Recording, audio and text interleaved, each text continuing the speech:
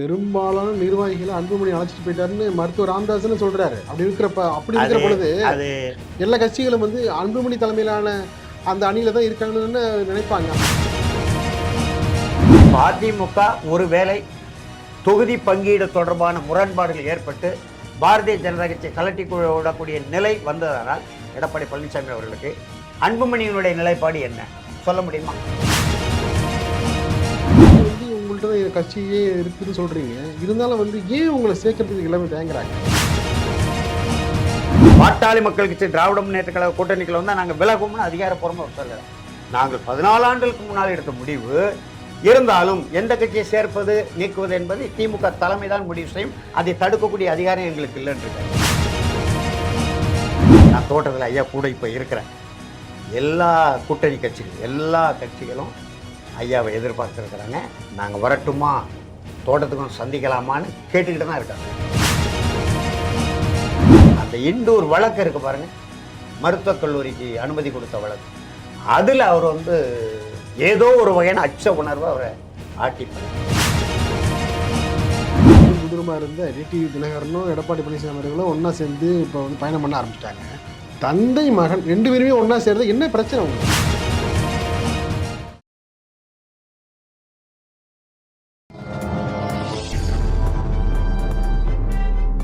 Patriki.com நேயர்களுக்கு இனிய வணக்கம். பரபரப்பான அரசியல் சூழலில் நம்மோடு இணைந்திருப்பவர் பாட்டாளி மக்கள் கட்சியினுடைய கொள்கை விளக்க அணித்தலைவர் வீணரசு அவர்கள். வணக்கம் ஐயா. வணக்கம் ஐயா. நல்லா இருக்கீங்களா? நலமாக இருக்கிறேன். நீங்கள் நலமா? நல்லா இருக்கேன் ஐயா. வாழ்த்துகள். ஒவ்வொரு கட்சிகளும் கூட்டணி தொடர்பான பேச்சுகளை பேசி அதில் வந்து இணைந்து தேர்தலுக்கு தயாராகி அவங்க அடுத்த கட்ட வேலையை வந்து பார்க்க ஆரம்பிச்சிட்டாங்க. மருத்துவர் அன்புமணி ராமதாஸ் தலைமையிலான பாமக கூட அதிமுக அணியிலே சேர்ந்துருச்சு. பிரதமர் மோடி வந்த பொழுது அவருக்கு மட்டும்தான் அழைப்பு.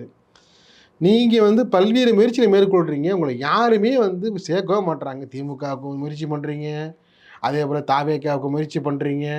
ஏன்னா பல்வேறு விதமான வந்து அந்த உதிரி கட்சிகளுக்கு, அதாவது தேமுதிக, ஓபிஎஸ், இதே போன்ற கட்சிகளுடைய வரிசையில் உங்களுடைய அணி இப்போ இருக்குதால? இல்லை, அப்படி அல்ல. கூட்டணி தொடர்பான பேச்சுவார்த்தை நடந்து கொண்டிருக்கு. உங்களுக்கு தெரியாத ஒன்றுமில்லை. எத்தனை தொகுதிகள், எந்தெந்த தொகுதிகள் என்பது வரைக்கும் பேசுகிறாங்க. ஆனால் யாரிடம் பேசுகிறாங்கன்னு நான் சொல்ல இயலாது. அதை தவிர மற்ற எல்லா வேலைகளும் நாங்களும் செய்து கொண்டு தான் இருக்கோம். இப்போ ஒரு எடுத்துக்காட்டுக்கு 234 தொகுதியிலையும் விருப்ப மனு கொடுக்கலாம்னு ஒரு அறிவிப்பு கொடுத்தோம். ஏறக்குறைய 4300 பேர் விருப்ப மனு கொடுத்துருக்காங்க. இப்போ நேற்றையிலேருந்து ஒரு 3 நாட்களாக அவர்களை நேரில் அழைத்து ஆய்வு செஞ்சாங்க. எல்லாருமே வந்து நாங்கள் போட்டி எடுக்கிறோம், எங்களுக்கான தகுதி, அவங்களுக்கான தகுதி நிலைகளை ஆய்வு செய்து ஐயாவே நேரடியாக அதில் ஈடுபட்டார். அப்படி தேர்தல் தொடர்பாக எல்லா வேலைகளும் பாட்டாளி மக்கள் கட்சி நடந்து கொண்டிருக்கு. கூட்டணி தொடர்பாக ஒரு வெற்றி கூட்டணி அமைக்கப்பட வேண்டும் என்கின்ற ஒரு நிலையில் அந்த எந்த கட்சியோட கூட்டணி, எத்தனை தொகுதிகள், எந்தெந்த தொகுதிகள் என்பதை முடிவு செய்கிற அதிகாரம் நிறுவன தலைவர் மருத்துவர் ஐயாவுக்கு மாநில நிர்வாகிகள் குழு, மாநில செயற்குழு, மாநில பொதுக்குழுவில் தீர்மானம் போட்டு கொடுத்துருக்கோம். அந்த வேலையை அவர் செய்து கொண்டிருக்கிறார். எடுத்தேன் கவிழ்த்தேன் என்று பேச முடியாத நிலை. உங்களுக்கு தெரியும், நீங்களே அன்புமணி அணி என்று ஒரு அணியை சொல்லியிருக்கேன். அவர்களோடு உள்ள முரண்பாடுகள், மோதல்களை எல்லாம் சந்திக்க வேண்டிய நிலையில் கொஞ்சம் நிதானமாக செய்வோம் என்று ஐயா பேசிக்கொண்டிருக்கோம். இல்லை, பெரும்பாலான நிர்வாகிகளை அன்புமணி அழைச்சிட்டு போயிட்டாருன்னு மருத்துவர் ராமதாஸ்னு சொல்கிறாரு. அப்படி இருக்கிற பொழுது அது எல்லா கட்சிகளும் வந்து அன்புமணி தலைமையிலான அந்த அணியில் தான் இருக்காங்கன்னு நினைப்பாங்க. இல்லை, அது முதல்ல 2 பேருக்கும் முரண்பாடு வந்த பிறகு ஒரு மாவட்ட செயலர் கூப்பிட்டார் ஐயா. அப்போ மட்டும்தான் அன்புமணி எல்லா மாவட்ட செயலாளருக்கும் அவரே, எந்த மாநில நிர்வாகிகள்கிட்டையும் அவர் தொலைபேசியில் பேசினதில்லை. நானே கிட்டத்தட்ட 10 ஆண்டுகள் அந்த கட்சியில் மாநில நிர்வாகியாக இருந்திருக்கிறேன், அமைச்சராக இருக்கும்போது இருக்கேன். ஒரு முறை கூட தொலைபேசியில் யாரோட அவர் பேச மாட்டார். ஆனால் இப்படி ஏறுமுகமாக இருந்த பாட்டாளி மக்கள் கட்சி இறங்குமுகமாயிட்டே அதை மீண்டும் ஒரு எழுச்சியோடு கொண்டு வர வேண்டும் என்கிற நோக்கத்தில் ஐயா மாவட்ட செயலர் கூட்டத்தை போடும்போது எல்லா மாவட்ட செயலரும் அவரே நேரடியாக பேசி வர வேண்டாம்னு சொன்னார். அந்த காலகட்டத்தில் மட்டும்தான் ஐயா சொன்னார். அதற்கு பிறகு மாநில நிர்வாகிகள் குழு, மாநில செயற்குழு, மாநில பொதுக்குழு 2 முறை இதில் நம்ம புதுச்சேரிக்கு பக்கத்தில் ஒரு கூட்டம். இப்போ சேலத்தில் அண்மையில் மாநில பொதுக்குழு கூட்டம் கொடுத்து தேர்தல் தொடர்பான கருத்துக்கெல்லாம் கேட்டு அதில் தான் ஐயா கொஞ்சம் உணர்ச்சி வயப்பட்டு கண்ணீர் வடித்தார். அது எப்படி இல்லை, இது போன்ற நிகழ்வுகளில் கண்ணீர் வடிக்கிற பொழுது என்ன நினைப்பாங்க கட்சி தொண்டர்கள்? அது உணர்ச்சி அவர் அவர் வந்து உணர்ச்சி வசப்பட்டு பேசுகிறாரா இல்லை இது ஒரு நடிப்பா அப்படின்னு வந்து இரண்டு விதமான எண்ணங்களை வந்து வெளிப்படுப்புன்னு சொல்லி இழிவுபடுத்தாதீங்க. இல்லைங்கய்யா, அவர் முதுபெரும் தலைவர். இன்றைக்கு அரசியல் 1000 கருத்து வேறுபாடுகள் இருந்தால் கூட நாட்டின் பிரதமரே மதிக்கக்கூடிய ஒரு ஜனநாயக கட்சி தலைவர். அவர் தன்னுடைய மகனால் இப்படி ஒரு நிலை நமக்கு நேர்ந்ததே என்கின்ற நம்ம மனிதர்கள் தானே, எவ்வளோ பெரிய தலைவர்களாக இருந்தால் மனிதர்கள் தானே, அந்த உணர்ச்சிக்கு ஆட்பட்டு அவர் கொஞ்சம் கண்ணீர் வடிக்கக்கூடிய நிலை வந்தே தவிர மற்றபடி கட்சி வலிமையாக 90 விழுக்காடு மருத்துவர் ஐயா கிட்ட தான் இருக்குது. அதை நீங்கள் சேலத்தில் அண்மையில் நடந்த பொதுக்குழு கூட்டமே 4200 பேர் 300 பேர் தான். ஆனால் 8000 பேர் 10,000 பேர் திரண்டு கடைசியில் அடையாள அட்டை உள்ளவர்கள் மட்டும்தான் நாங்கள் அனுமதிச்சோம். சரி, இப்படி வந்து உங்கள்கிட்ட தான் கட்சியே இருக்குதுன்னு சொல்கிறீங்க, இருந்தாலும் வந்து ஏன் உங்களை சேர்க்கறதுக்கு எல்லாமே தயங்குறாங்க? யார் அப்படி அன்புமணி ராமதாஸ் கொடுக்குற முக்கியத்துவத்தை உங்களுக்கு கொடுக்கறதுக்கு ஏன் எல்லாமே தயங்குறாங்க? அன்புமணி ஏற்கனவே ஒரு எடப்பாடியோடு பேசி பாரதிய ஜனதா கட்சி, அவர் ஏன் நாடாளுமன்ற தேர்தலில் அன்புமணி எங்கே இருந்தார்? பாட்டாளி மக்கள் கட்சி, பாட்டாளி மக்கள் 2 ஐயாவும் ஒன்றாக தான். அப்போ தான் முரண்பாடு வந்தது. நாடாளுமன்ற தேர்தலில் ஐயா அதிமுகவோட கூட்டணி சேரணுங்கிற நிலையில் இருந்தார். இவர் பாஜகவோட கூட்டணி சேர்ந்த நிலையில் தான் வலுக்கட்டாயப்படுத்தி அவரை அந்த ஒப்புதல் பெற்றாங்க. அப்போது எங்கே இருந்தது?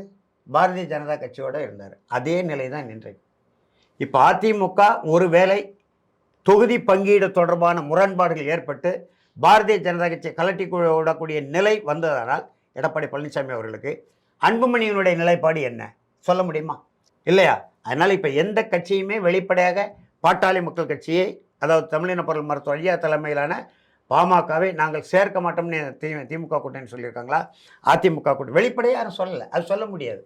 ஆகையினால ஐயா கொஞ்சம் பொறுமையாக சிந்தித்து ஒரு நல்ல முடிவு எடுப்பார். கூடிய விரைவில் இன்னும் ஒரு 7-8 நாட்களுக்குள் ஒரு நல்ல அறிவிப்பு கிடைக்கும். இல்லை, பல கட்சிகள் வந்து பல்வேறு விதமான அடுத்த கட்டத்துக்கு போயிட்டாங்க. நீங்கள் இன்னும் ஒரு வாரம்னா, ஒரு வாரங்கிறது இந்த நேரத்தில் எவ்வளோ பெரிய நாட்கள் தெரியுங்களா? இல்லை, இருக்கட்டுமே. இப்போ அதிமுக தரப்புன்னு சொல்ல இன்னும் புதிய கட்சிகள் சேர இருக்கிறாங்கன்னு சொல்கிறாங்க இல்லையா? இப்போ 2011 எதிர்கட்சியாக இருந்த தேமுதிகவினுடைய நிலை இன்றைக்கி என்ன? இல்லையா? எங்களுக்காவது ஒரு முரண்பாடு இருக்குன்னு சொல்லுவோமே கட்சிக்குள்ளே. தேமுதிகவுக்கு என்ன முரண்பாடு? அவங்க ஏன் கூட்டணியில் சேரலை? கடந்த நாடாளுமன்ற தேர்தலில் அதிமுக கூட்டணியில் இருந்த புதிய தமிழன் கட்சி மருத்துவர் ஐயா கிருஷ்ணசாமி ஏன் நிலைப்பாடு எடுக்கலை? அதனால் அவசரப்பட்டு எடுக்க வேண்டியதில்லை. இவங்க ஏற்கனவே ஒரு அணியை சேர்த்து கொண்டு, இப்போ திமுக கூட்டணி ஏற்கனவே இருக்கிற கூட்டணி, அது வலிமையாக, அது ஆளுங்கட்சியாக இருக்கிறாங்க, வலிமையாக இருக்கிறாங்க. அதில் புதிய கட்சிகள் எதுவும் வந்து சேரலை. இன்னும் இருக்கிற கூட்டணி பிடிச்சிருக்காங்க, எதிர்பார்க்குறாங்க. இல்லை, அதுலேயும் நீங்கள் வந்து பல முயற்சி செய்தும் அங்கே வந்து உங்களுக்கு சாதகமான பதில் இல்லைங்கிற சூழலில் தானே இப்போ இருக்கிறீங்க. இல்லை, சாதகமான பதில் இல்லைன்னு எப்படி சொல்ல முடியும்? யாராவது திமுக தரப்பில் சொல்லியிருக்காங்களா? திருமாவளவன் கூட நலுக்களை தான் சொல்லியிருக்காரே தவிர வெளிப்படையாக மருத்துவர் ஐயா தலைமையிலான பாமகவை கூட்டணியில் சேர்த்தால் நாங்கள் கூட்டணியிலிருந்து வெளியேறுவோம்னு சொல்லியிருக்காரா? 14 ஆண்டுகளுக்கு முன்பு எடுத்த நிலைப்பாடு.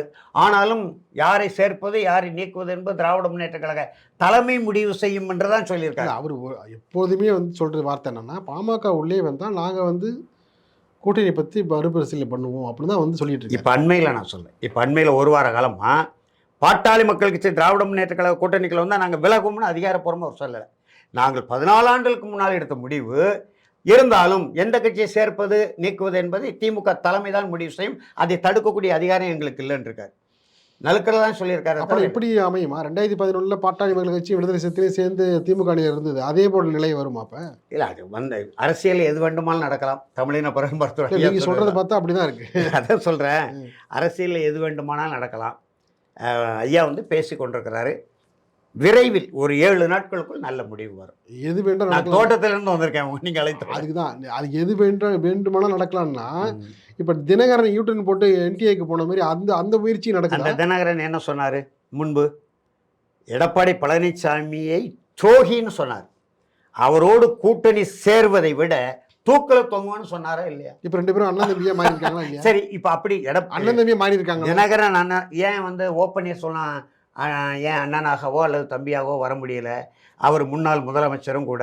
இன்னும் சொல்ல வேண்டுமானால் அம்மையார் ஜெயலலிதா அவர்களால் முதலில் முதலமைச்சராக அமர்த்தப்பட்டவர், ஒரு மிகப்பெரிய கூட்டத்தின் தலைவராக இருக்கார். ஏன் அவர் இணைய முடியலை? இல்லையா? இப்போ எங்களுக்கு அந்த மாதிரி சிக்கல் இல்லை. இப்போ எதிரும் புதிருமா இருந்த டிடிவி தினகரனும் எடப்பாடி பழனிசாமி அவர்களும் ஒன்றா சேர்ந்து இப்போ வந்து பயணம் பண்ண ஆரம்பிச்சிட்டாங்க. தந்தை மகன் 2 பேருமே ஒன்றா சேர்றது என்ன பிரச்சனை உங்களுக்கு? இல்லை, அது உள்ளுக்குள்ள சில செய்திகளை சொல்ல முடியாது, வெளிப்படையாக நான் சொல்கிறேன் இல்லையா. இப்போது ஐயாவுக்கும் மகன், இப்போ அன்புமணி அவர்கள் எடுக்கிற இந்த நிலைப்பாட்டை நான் எடுக்க முடியுமா? எடுத்தால் என்னுடைய நிலையை என்னை விடுங்க. ஏற்கனவே மருத்துவர் ஐயாவுக்கு நிகரான தலைவராக இருந்தவர் உங்களுக்கு தெரியும், பேராசிரியர் தீரன். அவர் தான் கிராமம் கிராமமாக மருத்துவர் ஐயாவை அழைத்துட்டு போனார். அவர் ஒரு கட்டத்தில் பிளவுபட்டு வரும்போது இன்றைக்கி அவர் எங்கே இருக்கிறாரு? சரி, இன்றைக்கு பாமகவில் ஐயாவுக்கு அடுத்த வலிமையாக இருக்கக்கூடிய தலைவர் கோகா மணி, அன்புமணி அவர்கள் எடுத்த நிலைப்பாடு மணி அண்ணாச்சி எடுக்க முடியுமா? எடுக்க முடியாது. அது பெற்ற மகன் என்பதனால நாங்களே ஒரு எல்லையோடு தான் அதை பேச வேண்டிய நிலை இருக்கும், உங்களுக்கு புரியும். அதனால் ஐயாட்ட கட்சி வலிமையாக இருக்குது. நீங்கள் எல்லோரும் ஒரு விஷயத்தை யோசிக்கணும்ல. இப்போ ஐயா இப்போ நம்ம கூட இருக்கிறோம், அதை வந்து பிளவு பட்டுடுச்சு. நாளைக்கு வந்து ஐயாவுக்கு உண்டுன்னா எல்லா விதமான காரியங்களையும் வந்து ஐயா அன்புமணி ராமதாஸ் செய்ய வேண்டும். அது யாரும் தடுக்க முடியாது. இல்லை, அப்படி இருக்கிற பொழுது பார்த்தீங்கன்னா நாம வந்து இப்பயே அதை எதிர்பார்க்குறீங்க. இல்லை, அப்போ இல்லை, அது 100 ஆண்டு பல்லாண்டு வாழ்க்கணும். கலை யதார்த்தம், வலிமையாக இருக்காரு, யதார்த்தமான வாழ்க்கையை சொல்கிறேன். ஐயாவுக்கு வந்து அது நீங்கள் சொல்வதை நான் மறக்கல. அது உலக இயற்கை. ஆமாம், அது உலக இயற்கையை மறுக்க முடியுமா? அது அப்படிங்கிறப்ப நீங்கள் ஐயா வந்து இப்போ அவர் உடல் வலிமையாக இருக்கிறாரு, நெஞ்சு திடமாக இருக்கிறாரு, துணிவான முடிவெடுக்கிறாரு, நல்ல பேசுகிறார். இதை விட வேற என்ன? ஐயாவுக்கு உள்ள ஒரே கவலை, ஐயா வழிகாட்டுதல் 2022 தான் அதிகாரப்பூர்வமாக தலைவர் ஆனார் பொதுக்குழு மூலம். ஆனால் 2011 எங்கள் ஒன்றிய அமைச்சர் பொறுப்பு இல்லாத காலகட்டத்திலே ஆளுமை கையில் எடுத்துட்டார். அப்போது ஒரு நம்பிக்கையோடு செயல்படட்டும்னு ஐயா விட்டாங்க. ஆனால் அவர் ஆளுமைக்கு வந்த பிறகு, கட்சிக்குள்ளே வந்த பிறகு கட்சி ஏன் பின்னோக்கி வந்ததுன்னு சிந்திக்க வேண்டியது இருக்குல்ல. அதிமுகவோட கூட்டணி சேரும்போது 21 சட்டமன்ற உறுப்பினர், திராவிட முன்னேற்ற கழகத்தோட கூட்டணி சேரும்போது 18 சட்டமன்ற உறுப்பினர், மொத்தம் 55 சட்டமன்ற உறுப்பினர் உருவாக்கியவர் தமிழ்நாடு மருத்துவர். 2006 ஒரு வாய்ப்பு வந்தது கூட்டணி ஆட்சிக்கு. அது உண்மைதான். அந்த கூட்டணி ஆட்சி கை மேல வந்து ஐயாதான் முதலில் நிபந்தனையற்ற ஆதரவுன்னு சொன்னார். அதுக்கு காங்கிரஸ் கட்சி கூட்டணி அமைச்சரிக்க வேண்டிய எல்லா வேலையும் செய்து கொண்டிருந்தாங்க. அப்போ கலைஞரோட ஐயாவுக்கு இருந்த ஒரு நெருக்கமான தொடர்பு. ரெண்டாவது, பட்டாளி மக்கள் கட்சி தலைமையில் தனி அமைச்சரவை அமைக்கணும், அந்த இலக்கை நோக்கி பயணிப்போம், இப்போதைக்கு நம்ம ஆதரவு கொடுப்போம்னு சொன்னாங்க. அது நீங்கள் சொன்னது உண்மைதான். நானும் இப்போ அன்றைக்கி எடுத்த அந்த தவறான முடிவு இன்னைக்கு வரைக்கும் அரசியல் பேசப்பட்டு வருகிறது. அது மட்டும் இல்லை, அது நீங்கள் சொல்கிறது ஒரு வகையில் சரி. தொடக்கத்திலே தமிழின போராள மருத்துவர் ஐயா என்னுடைய கால்களின் பாதங்கள் சட்டமன்றத்தில் மிதிக்காதுன்னு சொல்லிட்டார். அதை மட்டும் சொல்லாமல் இருந்தால் இன்றைக்கு அவர் தான் முதலமைச்சர். கர்நாடகத்தில் இருக்கிறது போல், கேரளாவில் இருக்கிறது போல், ஆந்திராவில் இருக்கிறது போல் ஒரு பெருங்கொண்ட சமூகம், தலைமை தாங்கக்கூடிய சமூகம், எல்லா சமுதாயத்தையும் அரவணைக்கக்கூடிய சமூகம். அப்போது ஐயா எல்லா சமுதாயம், வன்னியர் சங்கம் 80லேருந்து 89 வரை வன்னியர் சங்கத்துக்கு போராடினார். ஆனால் எல்லா குடிகளையும் ஆதரித்து தான் நின்றார். அதற்கு பிறகு அவர் போராடாத எந்த சிக்கலுமே தமிழகத்தில் இன்றைக்கி 6 மாவட்டங்கள், புதிய மாவட்டங்கள் உருவாக்கினா அவருடைய திட்டம், அவருடைய கோரிக்கை. இன்றைக்கி ஏறக்குறைய பெருந்தலைவர் காமராஜர் காலத்தில் 15 லட்சம் ஏக்கர் நஞ்சை நிலங்கள் உருவாக்கினார், 13 அணைகளை கட்டினார், 3 கால்வாய்களை வெட்டினார்னு நம்ம பெருமையை பேசுகிறோம். நடந்தது நமக்கு தெரியும். அதே போல் இன்றைக்கு 15 லட்சம் 16 லட்சம் ஏக்கர் நிலங்கள் தொழிற்பட்டை மாறாமல் இருக்கிறதுக்கு ஐயா தான் காரணம்.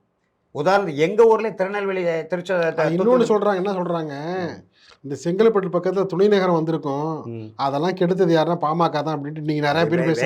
வேளாண்மை இப்போ ஒசூரில் கூட இந்த சிக்கல் நடக்கு. இப்போ முந்தா நாள் பெரிய போராட்டம், மக்கள் கட்சி போராட்டம் இல்லை, கட்சியும் கலந்து கொண்ட மிகப்பெரிய போராட்டம். அதாவது சோறு இல்லாமல் வாழ முடியுமா? நம்ம வாழ முடியாது. முதல்ல வந்து எதிர்காலத்தில் எந்த நாட்டிடம் அரிசி உற்பத்தி அதிகமாக இருக்கோ அவன் தான் வளர்ச்சி வருவான். அது உலக இயற்கை. வளர்ச்சியை தடுப்பது வந்து எப்படி? வளர்ச்சின்னா சாப்பிட்ற சோற்றில் மண்ணள்ளி போடுறது வளர்ச்சின்னு சொல்ல முடியுமா? சொல்லுங்க.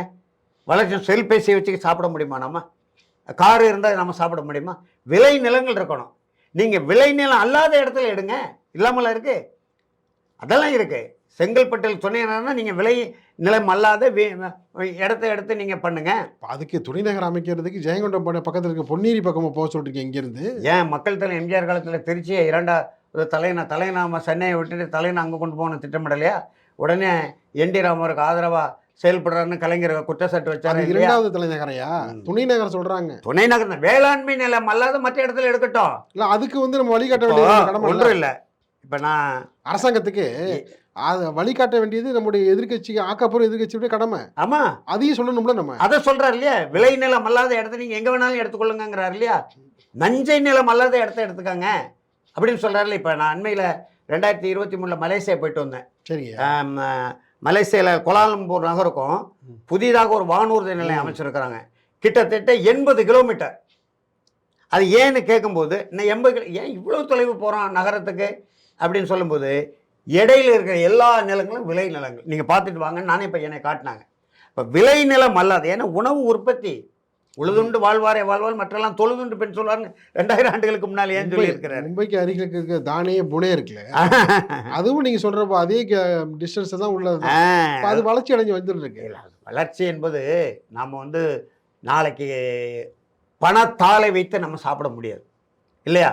நமக்கு இப்போ நெற்களஞ்சியத்திலே 30 லட்சம் குறுக்கம் நமக்கு இருந்தது. 475 கடந்த ஆண்டு வந்தது. கடந்த ஆண்டு இயற்கை நமக்கு கிட்டத்தட்ட 7 முறை மேட்டூர் நிறைஞ்சிட்டு, அது இயற்கை அளித்த கொடை நமக்கு. 450 டிஎம்ஸ் தண்ணீர் 70 வரைக்கும் வந்துக்கிட்டு இருந்தது. அந்த 30 லட்சம் ஏக்கர் நிலத்தையும் உழுதது, வரப்பு வெட்டியது, வாய்க்கா வெட்டியது, நாற்று நட்டது, களை எடுத்தது, உரம் போட்டது, தண்ணீர் பஞ்சது, அறுத்தது எல்லாம் நாம தான். இப்போ நமக்கு எங்கே மக்கள் இருக்காங்க? மக்கள் தொகை அன்றைக்கு 4 கோடி, இன்றைக்கு 8 கோடி. ஆனால் வேளாண்மை செய்கிறது வட இந்தியர்கள் வந்து நெற்களஞ்சியத்தில் நடக்கூடிய நிலைமையில் இருக்கிறோம். இது வளர்ச்சின்னு எப்படி சொல்ல முடியும்? நம்முடைய உழைப்பு உரிமை பறிக்கப்படுதா இல்லையா? இயந்திர வளர்ச்சியும் இருக்குது, நம்ம அதை மறுக்க முடியாது. அறிவியல் வேண்டாம் என்று நான் சொல்லலை. அறிவியல் நீங்களும் ஒவ்வொரு வருஷமும் வந்து வேளாண்மைக்கு தனி ஷேடோ பட்ஜெட் தான். ஆமா, அதுக்கு வழிகாட்டினது மருத்துவர் ஐயா தானே. இருந்தாலும் பார்த்தீங்கன்னு வச்சுங்களேன், இந்த நேரத்தில் உங்களை வந்து ஒரு பொருட்டாவே யாரும் மதிக்காத சூழலில் இருக்கிற பொழுது எப்படி இல்லை எப்படி உங்களோட மனநிலை எப்படி இருக்கு? இல்லை, நீங்கள் பொருட்டா மதிக்க அது நீங்கள் தவறாக சொல்கிறீங்க. இல்லை எத்தனை பேர் ஐயாவோட அங்கே தொடர்பில் இருக்காங்க நான் சொல்ல முடியுமா? நான் தோட்டத்தில் ஐயா கூட இப்போ இருக்கிறேன். எல்லா கூட்டணி கட்சிகள், எல்லா கட்சிகளும் ஐயாவை எதிர்பார்த்துருக்குறாங்க. நாங்கள் வரட்டுமா, தோட்டத்துக்கும் சந்திக்கலாமான்னு கேட்டுக்கிட்டு தான் இருக்காங்க. அன்றாடம் கொஞ்சம் பொறுங்க கொஞ்சம் பொறுங்கன்னு அவர் வேறு சில திட்டங்களை வச்சுருக்கிறாரு. அதனால் ஒரு வெற்றி கூட்டணியாக அமைய வேண்டும் என்கின்ற நல்ல நோக்கத்தில் கொஞ்சம் தள்ளி வச்சுருக்கிறார். ஆனால் எல்லா கூட்டணி கட்சி தலைவர்களும் ஐயாவோட தொடர்பில் தான் இருக்காங்க, பேசிக்கிட்டு தான். ஒரு நேரத்தில் பாட்டாளி மக்கள் கட்சி மருத்துவர் ராமதாஸ் இல்லாமல் ஒரு அணி அமையாது. ஆமாம் ஆமாம். இன்றைக்கு பார்த்தீங்கன்னா அந்த சூழல் இல்லாமல் பல்வேறு அணிகளும் வந்து கட்டமைத்து வேலைகள் தொடங்குற பொழுது எப்படி பார்க்குறீங்க? அது அன்புமணியால் தான் இந்த சிக்கல். கட்சி ஒன்றாக அன்புமணி இந்த சிக்கல், இந்த சர்ச்சைக்குரிய ஒரு இதை அவர் கையில் எடுக்காமல் இருந்தார். மனச்சான்றோடு பேசுவோம். நிறுவனர் யார் உங்களுக்கு தெரியாது இல்லை? நிறுவனர் ஐயா. ஏன் அவரை கலந்து பேசி முடிவெடுக்காமல் அது என்ன சொல்கிறது முந்திரி இல்லை, 2 பேருமே கலந்து பேசணும்ல. ஐயா தான் பேசுறதுக்கு தயாராக இருந்தார். கொஞ்சம் பொறுங்க பொறுப்பா அப்படின்னு சொன்னார். அவர் மகன் தானே இல்லையா? அவருக்கு இல்லாத உரிமை எனக்கு உண்டா? அவர் எவ்வளவோ சொல்லி பார்த்தார. ஆனால் அந்த இண்டூர் வழக்கு இருக்குது பாருங்கள், மருத்துவக் கல்லூரிக்கு அனுமதி கொடுத்த வழக்கு, அதில் அவர் வந்து ஏதோ ஒரு வகையான அச்ச உணர்வை அவரை ஆட்டி படைக்கும். அதில் தான் தந்தை சொல் மிக்க மந்திரம் இல்லைன்னு நம்மளே படிக்கிறோம். ஏன் தந்தையே ஐயா கலைஞர் கடைசி வரைக்கும் தலைவராக இருந்தாரா இல்லையா? இத்தனைக்கும் அவர் செயல்பட முடியாத நிலை. ஆனால் இன்றைக்கு இருக்கிற மாண்புமிகு முதலமைச்சர் மு.க. ஸ்டாலின் அவர்கள் பொறுமையாக காத்திருந்தாரா இல்லையா? வாய்ப்பு வரும்போது உங்களை ஒன்றிய அமைச்சராகனா, இப்போ நம்ம ஐயா வாழப்பாடி ராமமூர்த்தி ஆற்றல் வாய்ந்த மனிதர் தமிழகத்தில், அரசியல் கருத்து வேறுபாடுகளுக்கு அப்போது. ஆனால் அவர் கூட துணை அமைச்சராக தான் பொறுப்பெடுத்தாங்க இல்லையா? இவருக்கு 36 வகையில் பெரிய அமைச்சர், கேபினெட் அமைச்சராக ஆக்குனது மருத்துவர் ஐயா தானே. அப்போ ஏன் அதை சிந்திக்க மறுக்கிறார் என்பது எங்களுடைய வேதனையான வினா. அவர் வந்து அவருக்கு நாங்கள் சொல்ல முடியுமா? அன்புமணிக்கு வாழப்பாடியில் வந்து தமிழக நலனுக்காக மத்திய அமைச்சர் பதவியை திறந்துட்டு வந்தார். அதாவது நீங்க எத்தனை முறை திறந்திருக்கீங்க? என்னுடைய அரசியல் பார்வையில் எத்தனை முறை நீங்க மத்திய அமைச்சர் பதவியை திறந்திருக்கீங்க? இது அன்புமணி தான் கேட்கணும். எல்லாத்துக்கும் அவர் மேல குற்றம் சொல்லிட்டீங்கன்னா என்ன? இல்லை, அதெல்லாம் வந்து ஐயா வந்து நினைத்தா செய்வாங்க. வாழப்பாடி அந்த அந்த ஈகத்தை அவர் செய்தால் நான் யாரும் மறுக்காது. ஐயா பல நெடுமாறனுக்கு அவருக்கும் அந்த நேரத்தில் கடுமையான கருத்து வேறுபாடு உண்டு. ஆனாலும் எம்கேடி சுப்பிரமணியன் அண்ணா காலத்தால் உங்களுக்கு தெரியும், அவரையும் என்னையும் அழைத்து தான் நீங்கள் போய் அவருக்கு பாராட்டு தெரிவித்து சால்வை போட்டு வாங்கன்னு எங்கள் 2 பேரும் அனுப்புனா நாங்கள் போனோம். அவரும் பெருந்தன்மையோடு அதை ஏற்றுக்கொண்டு ஐயாவை பற்றியான உடல் நலத்தில் விசாரித்தார். அது ஒரு அந்த அந்த நேரத்தில் காவிரி சிக்கலுக்காக ஒருத்தர் அமைச்சர், அந்த காலத்தில் அழகேசன் ஏதோ விலகினார் சொல்லுவாங்க. அவருக்கு முன்னாடி அழகேசன். ஆமாம், வெடிகுண்டு நம்ம இது ஆமாம் என்ன இது இப்போ தொடர்வண்டியில் நாள் பகுதி சாத்திரியும் விலகியிருக்காரு. விலகியிருக்கேன் நம்ம தமிழ்நாட்டிலேருந்து பார்த்தீங்கன்னா முறை விலகினதே இவர் தான். அழகேசன் வந்து அது வேறு விதமான விபத்துக்காக அழுத்தத்தின் காரணமாக விலகினார். ஆனால் காவிரி உரிமைக்காக அமைச்சர் பதவி இழந்தது, விட்டு கொடுத்தது வாழப்படையாது. அது பாராட்டு. அதான் நானே போய் பாராட்டியிருக்கேன். எனக்கு அன்றைக்கு தான் முதல்ல நேரில் பார்த்தேன். அப்படி போன்ற தலைவர்கள்லாம் இருக்கிற இந்த நாட்டில், வாழ்ந்த நாட்டில் இன்றைக்கு வந்து பதவிக்காக என்ன பெரு சண்டையே வந்து ஒவ்வொரு கட்சி நடக்கிற பொழுது எப்படி பார்க்குறீங்க? நீங்கள் சொன்னது போல் பதவிக்காகத்தான் கட்சி என்றால் 2006 ஐயா முதலே கூட்டணி அமைச்சர்கள் சொல்லியிருக்கலாமே, அதை விரும்பலையே அவர். அதுலேயும் வந்து உங்களுக்கு வந்து மாறுபட்ட கருத்து இருக்குது. அதாவது சரியான நேரத்தில் தவிர இல்லை அப்போ வந்து கட்சி ஒன்று தானே. அன்புமணி அமைச்சராக இருந்தாங்க, பொன்னுசாமி அமைச்சராக இருந்தாங்க. கட்சிக்காரங்களுக்கு நல்ல வாய்ப்பு வந்தது. அந்த வாய்ப்பை வந்து இதுக்கு எடுத்துட்டாரு மருத்துவர் ஐயா அப்படின்னு சொல்ல முடியாது. ஒரு குற்றச்சாட்டு இருக்கு. அது அமைச்சர் சபாநாயகர் ஆயிருப்பாங்க, ஒரு வாரிய தலைவர் ஆயிருப்பாங்க, ஒரு 4-5 அமைச்சர் பதவி வாங்கியிருக்கலாம். ஒரு கட்சி அடுத்த கலைஞர் அதை விரும்பல, கட்சி அடுத்த நிலைக்கு. அதனாலதான் ஐயாட்ட கலைஞர் பேசினாரு, நீங்க சொன்னா சரியா இருக்கும், காங்கிரஸ் உள்ள குழப்பம் வந்துடக்கூடாது அப்படின்னு சொல்லி கலைஞருடைய வேண்டுகோளுக்கு நாங்கள் தான் சரி நம்ம அதை நிபந்தனையற்ற ஆதரவு. கட்சி வளர்ச்சியை பார்க்கறதா இல்லை இவர்களையும் எதுக்கு நம்ம வந்து இல்லை அமைச்சராக்கணும், வாரிய தலைவர் ஆக்கணும், அதை பார்க்கறது இல்லை. வளர்ச்சின்னா அந்த அமைச்சர் பொறுப்பை ஏற்கிறவங்க அல்லது வாரிய தலைவர் பொறுப்பை ஏற்கிறவங்க அப்படி நீங்கள் சொல்கிற பார்வையில் செயல்படுவாங்கன்னு இருக்க முடியுமா? இப்போ எந்த அமைச்சர் மீது வழக்கு இல்லை சொல்லுங்கள் பார்ப்போம். இன்றைய நிலையில் எந்த அமைச்சர் மீது வழக்கு இல்லை. கட்சிக்காரங்களை நம்புறதுன்னா வந்து கட்சி நிறுவனத்தோட கடமை. அது அடுத்த கட்ட அதுக்காக தான் நாங்கள் பயிலரங்கம் வச்சுருக்கிறோம். அதை நிறைவு செய்த பிறகு பாட்டாளி மக்கள், அந்த நேரத்தில் ஐயாவுக்கு ஒரு இலக்கு இருந்தது, இப்போ இல்லை. அது பாட்டாளி மக்கள் தலைமையில் தனி அணி உருவாகி ஆட்சி பீடத்துக்கு நேரடியாக வர்றது, அந்த இலக்கில் தான் ஒரு இடையில வந்து அந்த இதுக்கு வந்து எப்போ அது நோக்கி போக போகிறீங்க?